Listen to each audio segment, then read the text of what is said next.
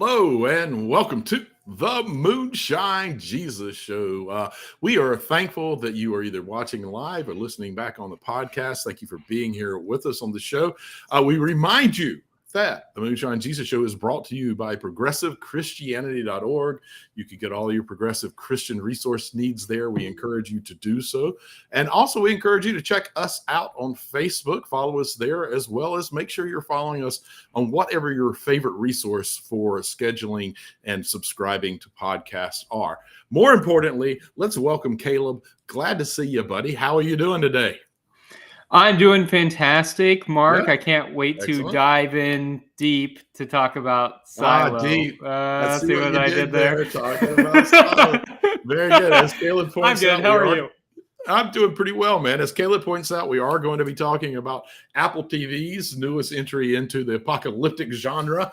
And I think they did a pretty interesting job compared to we're getting a lot of apocalyptic genre stuff. Silo is an interesting take. I think we're going to have a fun conversation about it. But let's first make sure that we know what themed beverages we're having.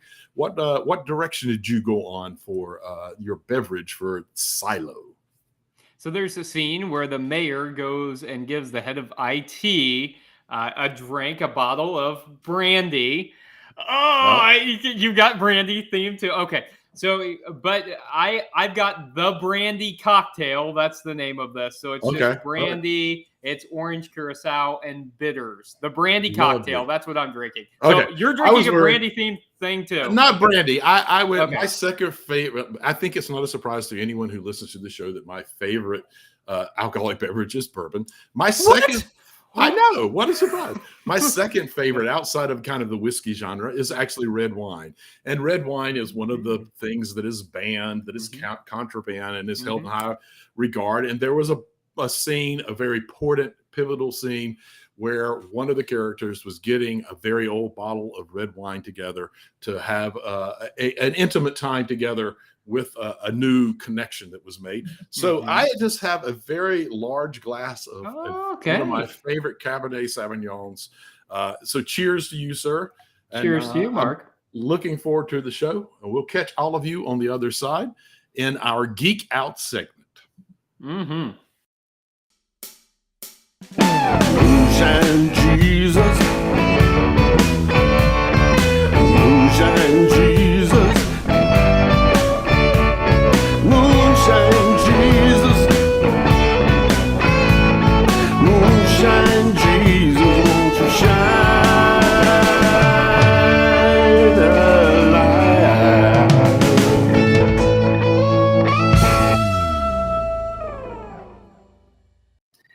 Welcome back to the Moonshine Jesus Show, where today we're talking about Apple TV's Silo.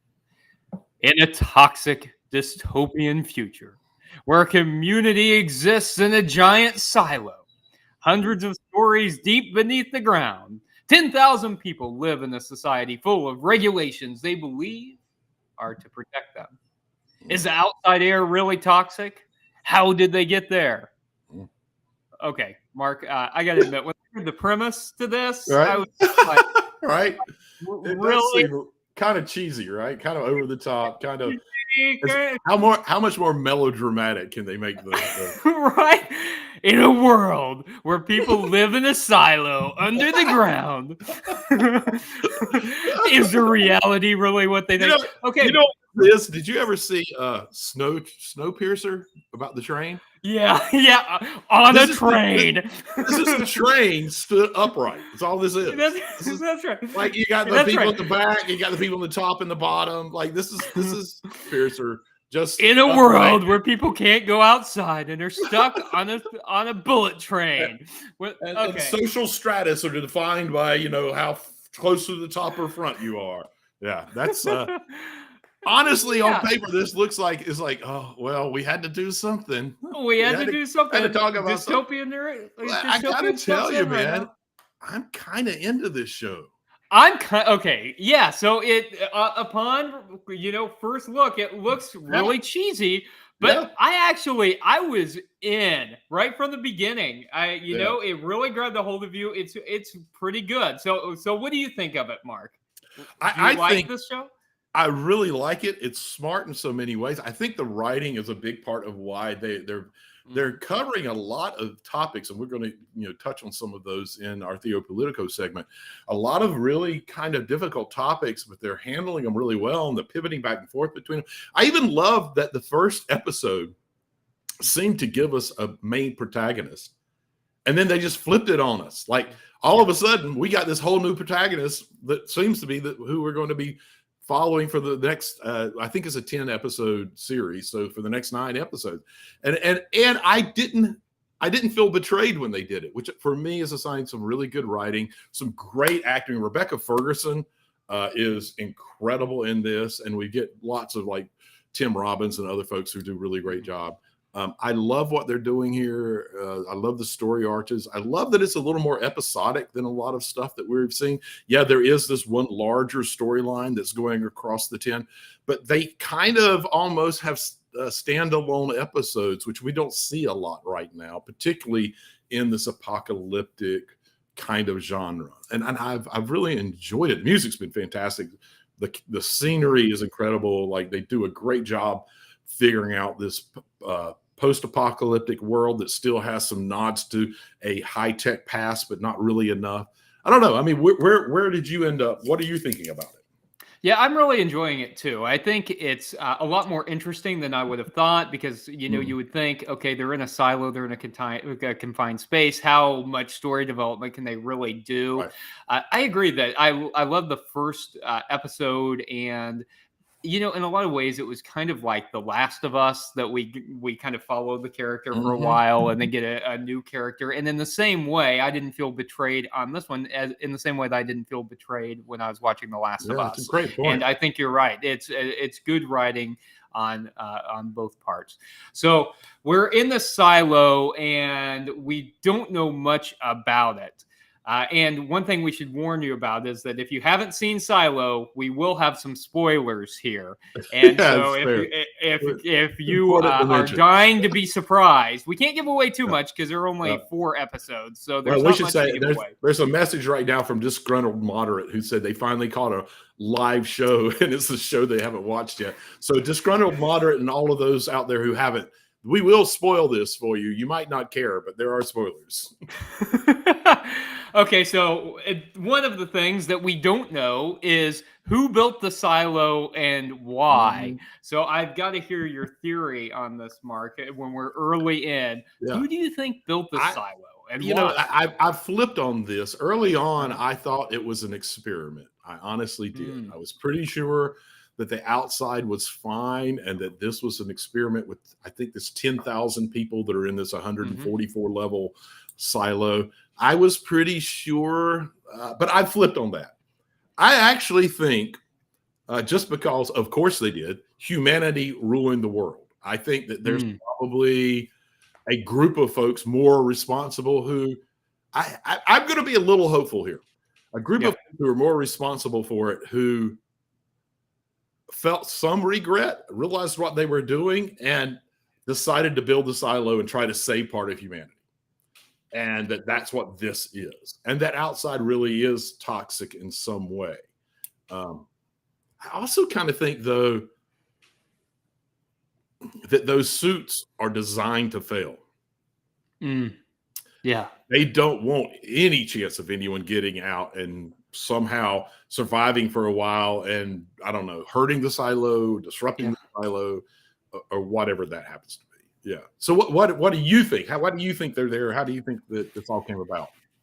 Okay, so I think that someone is in charge. Maybe someone in judicial knows more than they're letting on, and I think you did it again. I'm going to go ahead and answer your question. That was one of my questions: is whether or not someone on the inside knows. Yeah, okay, I think go ahead. I want to hear the answer. I think they do. Who do you think it is? I think the outside world's fine. I think that they want to keep everyone in there for control. Okay. And I think the suits are not only designed to fail. I think they're pumping toxic gas through That was them. my thought at first as well. Because they get out there and it's beautiful. The sheriff goes out and it's beautiful. It's not obscured like it looks like it is. And I think they are clearly running it through some kind of filter. And I think it's for control and manipulation. At first, I thought it was some kind of gas that actually knocked them out. And then they replaced the bodies and took them somewhere else. I kind of am starting to think differently of that. So but I'm curious, this was part of my question. Who on the inside do you think knows what's really going on? So at first I thought it was going to be the mayor, and then I discovered pretty quickly that I was wrong about that. Right. So I think it's got to be someone in judicial, I think it's the judge. Okay, who else? So you think it's a judge? Is that one of the people? I think it's a security force chief played by Common, and I think that it's the head of IT. He's a little bit too shady and seems to know a little bit too much, and he seemed to be a little more disturbed when rules are being broken than other people. And I think that there's a reason for that he understands the risk of breaking them more than most people. I don't know. That's my guess on it. Yeah. So he also seemed pretty opposed to Juliet, the main character we're following, becoming the sheriff. And yet he did still install her, put her in the position. Do you think he's going to continually undermine her, or do you think he wants someone who doesn't know a lot about law enforcement there to monitor some kind of shady activity that he's doing? Oh, I think there's no doubt. I'm going to go ahead and spoil one of my questions, which is this is risky. This is risky because I only have one question left. I'm going to try and take it. All right. We'll see if it happens. Okay. It's going to be for a really lousy, make me look stupid segment because I won't have any questions. I'm like, I don't know what to ask you. All right. So I think that the head of IT, Tim Robbins' character, Bernard Holland, I think that I think he killed the mayor. I think he's the person that did it. Because the mayor was bucking the system, and it's so important to follow the rules. I think that he will continue to hound Juliet. And a matter of fact, I don't know how much longer Juliet's going to be able to keep her position now that he is the acting mayor. And because we know as viewers that she is investigating some questions that the outgoing sheriff realized that there was a truth that's out there. The truth is out there. There's a great sci-fi theme right there. And that she's investigating it, and he's going to start catching wind of it. And she's too important of a protagonist, so I don't think he'll kill her, but he'll do something to her to either undermine her as sheriff, and being sheriff becomes miserable, or demoting her, or I think there's even some chance he'll set her up so that she gets put on the outside in some way, particularly if we start seeing an outside story developing and that she'll get pushed out there. So that's what I'm thinking. Obviously you asked the question, so you had some thoughts on this. I think I thought the head of IT as well, because the mayor gave him brandy. He knew that she had alcohol stored away somewhere, so he knew to hide it. But so I think he's involved in that, and I think he'll definitely continue to undermine her. But here's my question, since you brought this up, the death of the mayor. Okay, so I wanted to know who you thought killed the mayor, and you've told me. I want to know, do you think the death of the mayor is linked to George's death? So Juliet's boyfriend, who was investigating stuff on the outside. Do you think the mayor's death is linked to his death? I think it's only linked to his death in that I do think that the people on the inside who know what's going on, including the head of IT, Bernard, I think Bernard had a lot to do with Juliet's boyfriend's death, because he was using contraband, and they had this real issue with you learning anything about history. And so I think they're connected in that they both were risking, in someone's eyes, whatever the silo was supposed to be and whatever it's supposed to be doing. So I think they're connected in that the same group of people or single person took them out as a threat to what they were doing. Okay, and another part to this question. Okay, so maybe it's someone who's involved, the same person or persons involved in the death of the mayor and the death of George. So we also discover that in the last episode, episode 4, that Juliet's family died, her mother and her little brother, and only her dad was left alive, who's a doctor. Right. So how do you think her family died? And do you think it was natural causes, or do you think this same group was somehow involved in the death of her family? I think that the death of the family is just a setup for her character, so it's easier to explain a broken relationship with a career-driven father and not a mother or brother or anyone around. It also shows her dealing with trauma at a young age, so it explains her decision to leave what's a pretty high class, because as we've hinted, the silo is stacked. The higher up you are in the silo, the higher class you are, and the classes tend to be divided and don't really mix a whole lot. And I think that's just a good storyline to explain why she ends up in the, what is it called, the down deep or the bottom class. Yeah. I think that's all it is. So I don't think it's connected. What do you? I think it's connected. It is? I think we're going to find out. I think we're going to find out that it's the same guy, maybe Tim Robbins' character, Bernard, that has killed the mayor and George and even her family. I think that's going to make him a really strong antagonist that we're going to love to hate, and we're going to want to see her overcome. So I think throughout the season we're going to see that develop, and we're going to learn more about her mother and brother's death. Could be. Okay. Here's a question I've got to get to before we end this segment, Mark. Please don't spoil my last question. Let's see if I can get it. As you're prone to do. I probably not. But we find out that they don't really know anything about the silo. They don't really know anything about the founders, other than the founders built the silo, and that's something we hear the sheriff saying.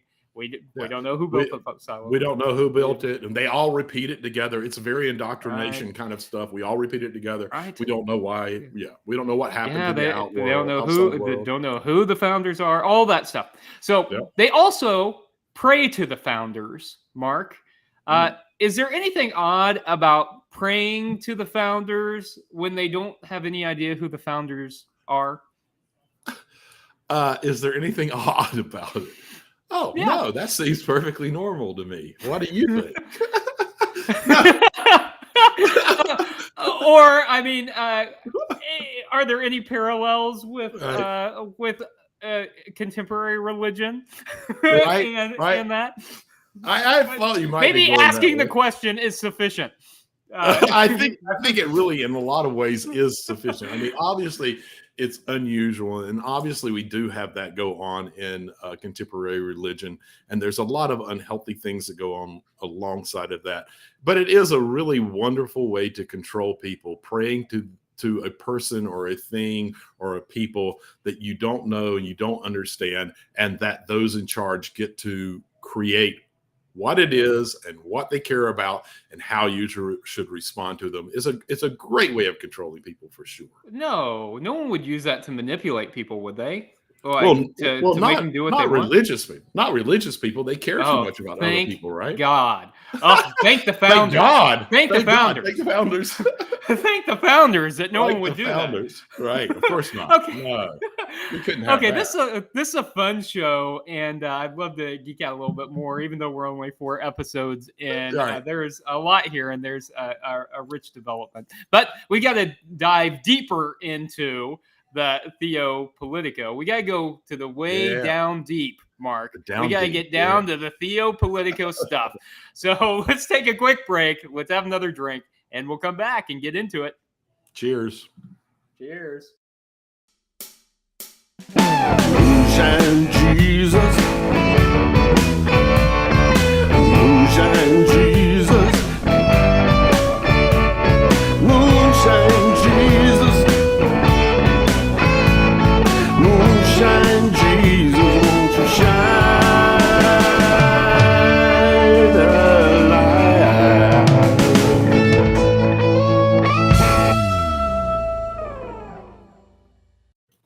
Hello and welcome back to the Moonshine Jesus Show. You're joining us for our Theopolitico segment. So I'm going to kind of stay with the theme you were loosely on there and ask you this question. Is there anything to learn here in this show about institutions that shut out the rest of the world, hold themselves in, and point to the rest of the world as poisonous? Are we getting any commentary about what that is? And are there things that we might be seeing, in contemporary society that might kind of be reflected in that? Never. No. Thank God. It was a dumb question. It was a dumb question. It really was. No, religion is altruistic all the time. And it's very, look, conservative Christianity right now, fundamentalist Christianity, let's say, and the religious right in the United States is incredibly guilty of this. Trying to make adherents feel like they're being persecuted and like all of the outside world is dangerous, and that the only way to survive the outside world is to turn inward, right? And so it demonizes all people, and we see this about all kinds of issues. We see it about race. We see it about reproductive rights. We see it about LGBT folks, and we see this segment of Christianity in particular in the United States othering entire groups of people and really discouraging people from even learning about those other groups. I mean, that's why we continue to see books banned at an incredible rate, a really alarming rate. And, I think it's also why we continue to see civil justice kind of trampled upon. It's really incredible that we're living in 2023, Mark, and NAACP and other civil rights organizations are having to issue travel warnings about going places like Florida. A state in our country that it is not safe for people of color to go into, LGBT folks to go into, anyone who is not cisgender, straight, and white to travel in there, for there to be a travel advisory in our own country from civil rights organizations. It's absolutely insane. It's crazy frightening, man. And in that particular state, I think Florida is a great one to use as a case study. You have a governor who is very much in support of it, just signed a law that basically allows the state to take children away from either trans parents or parents who are trying to get gender affirming care for their own child, is allowing the state to take it away. And it was also just announced today that one of Trump's largest mega donors has pulled their support for Trump and has started throwing their money at DeSantis. It just frightens me for what could happen if he were to win. When you look at what's happening, if he were to win presidency, what's really happening in Florida, which brings me to yet another question. So Silo is a place where dissent and disagreement, questioning the status quo, are punished heavily. Could the U.S. be on a path to something like that?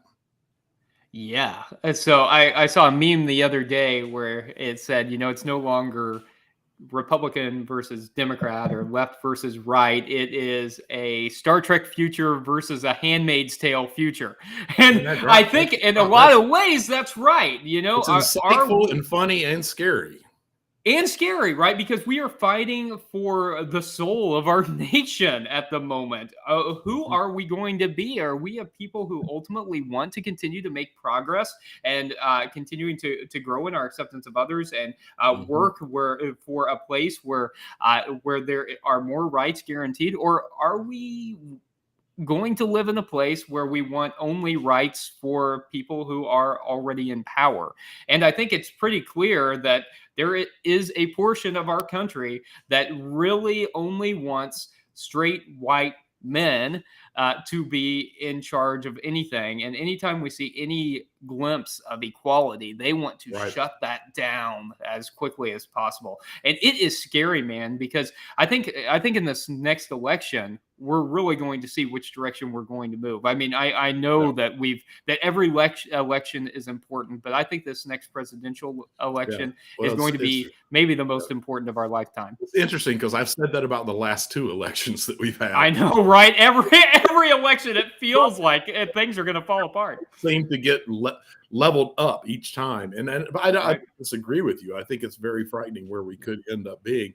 It's going to be a question of whether or not those who are interested in the Star Trek future can motivate the base enough, bring awareness enough to how draconian things could become if we don't show up in force. And the cards are already stacked against us with gerrymandering, with voting laws, all kinds of different things. We're already in a difficult position. We've got a lot that we need to be dealing with, and it's going to be a difficult road. We could go on and on about that. I'd like to move on to a couple of other questions that are, I guess, tangentially related to this, but important. So within the silo, for somewhat understandable reasons, there is a very kind of stringent population control that goes on. And so, one of the main storylines, and even one of the pieces that might start breaking down what's really going on and is everything really fair and on the up and up, is surrounding that issue. But it brings up the question for me is it okay for governments to make choices about reproductive decisions? No. I mean, I think. Hey, and why not? I mean, Silo presents a sort of like rational, like, here's why we're going to interfere here. Yeah, right. And I think also in universe, we also I think see maybe some eugenics here, and it's not lost. I think on the audience that not only is the sheriff's wife, who we find out did not have her birth control removed like she thought she did, not only is she someone who asks questions, which people don't like, this is also a couple of color, right? So I think there's racism going on here. Absolutely. I think whenever government gets involved with that kind of stuff, reproductive health in particular, that crosses a whole lot of lines.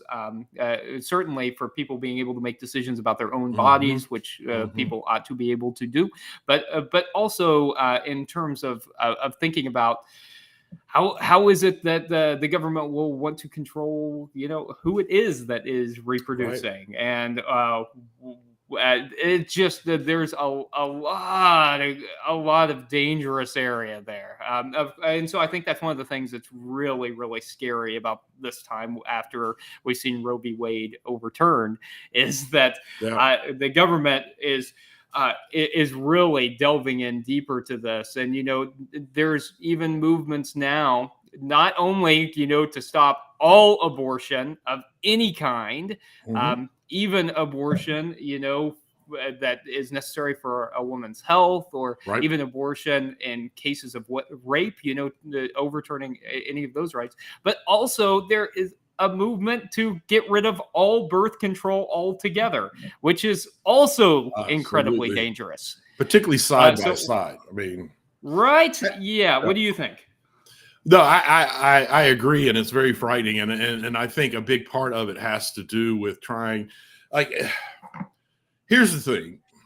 Yeah, it is all put up as a religious issue of abortion being a religious issue.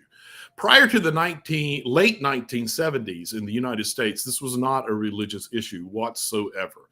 As a matter of fact, the Southern Baptist Conference, 1971, 74, and 76. Passed statements affirming the importance of access to abortion, and making the statement that the government should have very limited influence in this process. What happened was, and I'm going to get on the soapbox and a little bit of a historian kind of thing here. Get up there, Mark. Preach it. What actually ended up happening was the conservatives in the South were very upset about integrated schools and didn't want to do it. A ruling was passed through the courts for a particular county in Mississippi that they had to be integrated. Once they integrated, the attendance of white folks from integrated public schools fell from 700 to about 200 the first year. And then the next year, no white students showed up. And they were all going to segregated schools. And those segregated schools were getting funding from the government, even though they were founded on segregation. The Republican Party decided that they needed to figure out a way to get people to vote Republican, but they couldn't do it on the race issue. And they figured out a way to pivot this to make it about abortion. This has never been a big issue until the issue of race came up.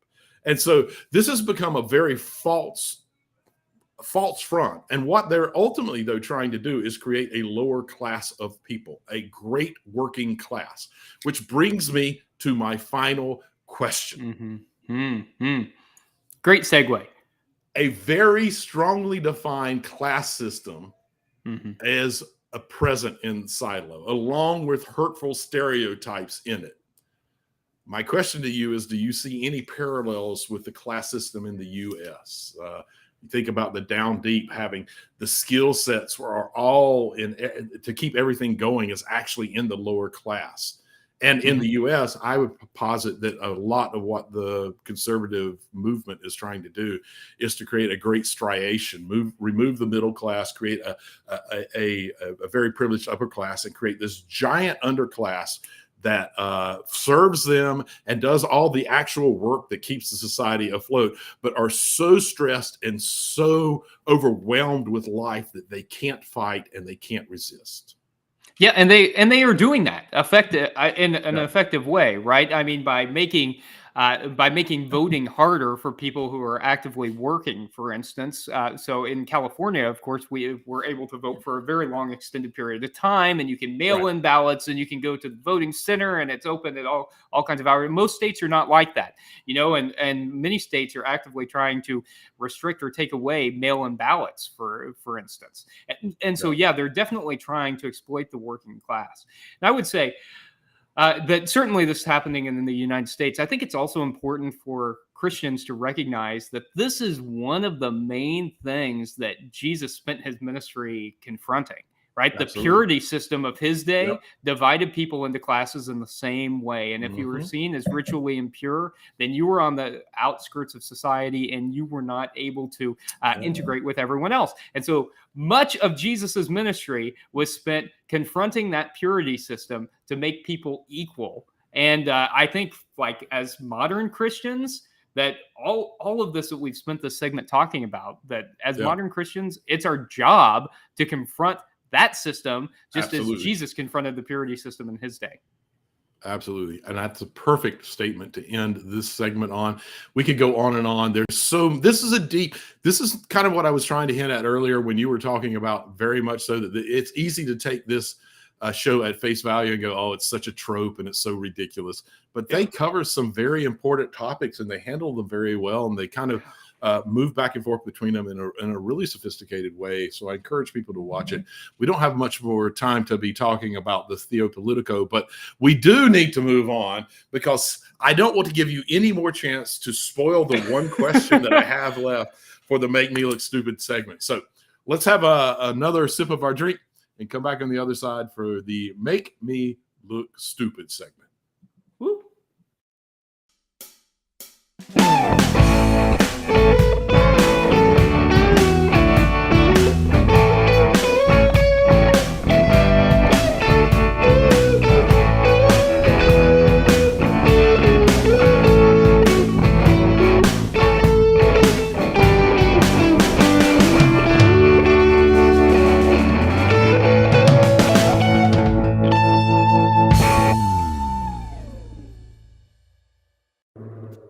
Welcome back to the Moonshine Jesus Show. We are entering one of our favorite segments, if not segment of the show. That's why we save it for last, the Make Me Look Stupid segment, where we get to ask a question and see if we can stump our co-host. And it's always my goal throughout the show to steal Mark's questions.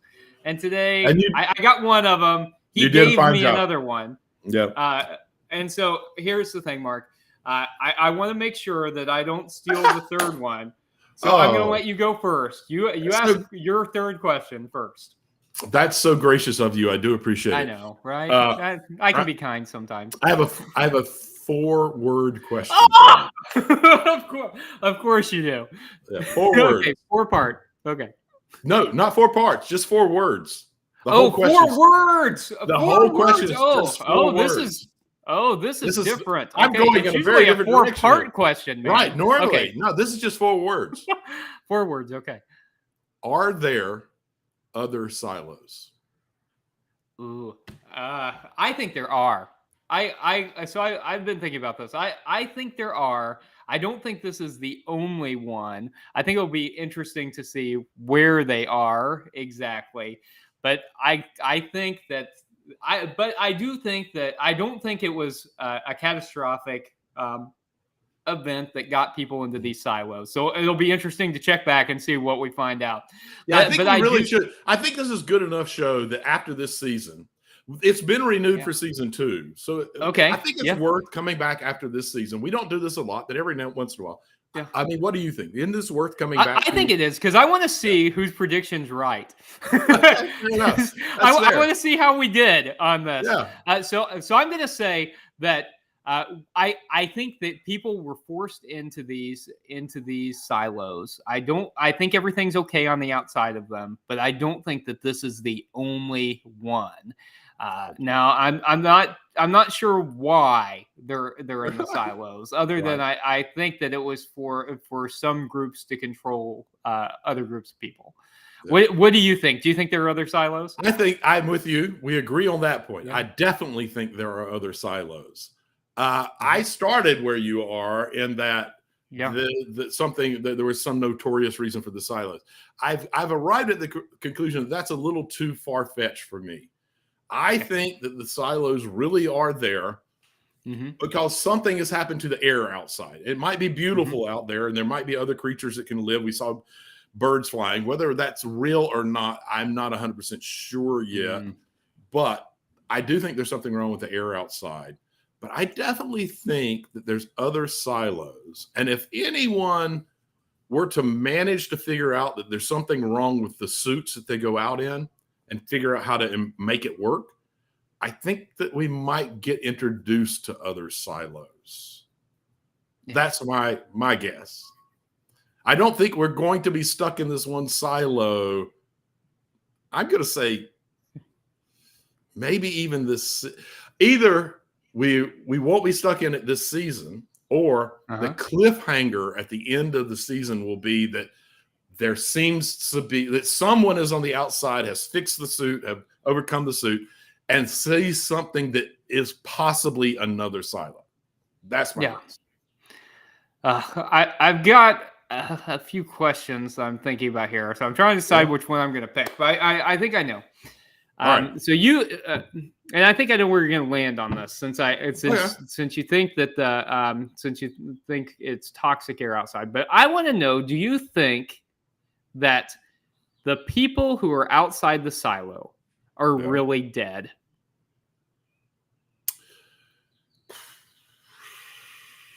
That's a good question. Yes, I think that they're really dead because the suits were designed to kill them, and that if they take their helmets off, they're going to die because of the toxicity in the air. I think that the key is those suits. There was just something about when the sheriff died that made me feel like he all of a sudden recognized something was wrong with the suit, and he took his helmet off, or tried to take his helmet off, and that he still died because the air is toxic. That's kind of my pivot point. That's when I started changing my mind about everything. So yeah, I think they're really dead. I didn't at first. I thought that they were being replaced and that kind of thing. Yeah, I definitely do. I mean, what do you? Obviously, you're leaning in a different direction. I think that most of them are really dead because of the toxic air in the suits. I think they're putting in poison.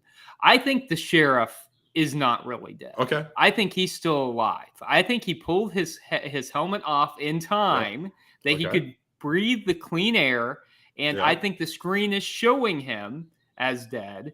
But there was that. How did they do that? How did they do that? Because we see him take a helmet off, but we see him go to his wife, and then he collapses on her, and then never moves again. And the body's in later scenes, the body's still there. How did they? Because someone seems to be watching it all the time. It's a screen, not a window, and I think they're using computers to manipulate the image. And so whenever they shut down the power to do the repair on the stuff down, so the screen goes green. And first of all, they see we get a little quick of outside, quick little flash of green outside. Or the blue skies and a little green, and then we see the screen go green, and then it goes off. I think that they're looking at a fake image, and that the sheriff has made it, and I think he's going to he's going to reappear sometime this season. I agree with you on this fake image. I think it's a fake image, but because I do think it's green and blue outside, but I think the air is still toxic. And that they are trying to discourage people from even thinking about going outside by making it look horrific, like having the image match the actual air quality. Okay, we've got to come back to it now because we got to know what happened. Yeah. I will tell you this: it drops every Friday, and my wife and I will both be watching every Friday to follow along. It is that good. It is really a unique entry into this kind of apocalyptic genre. Even though there's so many normal tropes in it, they're doing new stuff, I feel like. And I feel like this is an important disclaimer that in case we haven't said enough, it's better than it sounds like it's going to be. Yes, it definitely is. Give it a shot. Right. Yeah. Okay, hey, we've talked about Silo, and it's been a lot of fun, but we got to look towards next week. Do you have a suggestion for next week? I do have a suggestion. We're in that kind of weird time where there's not a lot of great new things coming out, but there is a movie that came out last year that only did okay in the box office, partly because we were coming out of COVID, partly because it wasn't advertised well, but there's some good actors in it, and it's got like a 70-something on Rotten Tomatoes, so I think it might be worth doing. Drops tomorrow on several streaming, I think Apple TV, I think Prime Video, maybe a couple other places. It is called 3,000 Years of Longing, and I'll read you their brief synopsis. Brief synopsis. While attending a conference in Istanbul, Dr. Athena Bini happens to encounter a jinn who offers her 3 wishes in exchange for his freedom. This presents 2 problems. First, she's in real doubt. And second, because she is a scholar of story and mythology, she kind of knows all the cautionary tales of wishes gone wrong. So the jinn pleads his case with her, telling her some fantastical stories from his past. And eventually she's beguiled and makes a wish that surprises both of them. Sounds like it could be interesting. That sounds pretty good. I think with all the mythology stuff in there, I bet we can find some stuff to talk about. I'm in. Absolutely. 3,000 Years of Longing. 3,000 Years of Longing. It should be a good time. Like I said, some great actors, reasonable Rotten Tomatoes ranking, so we should be all right.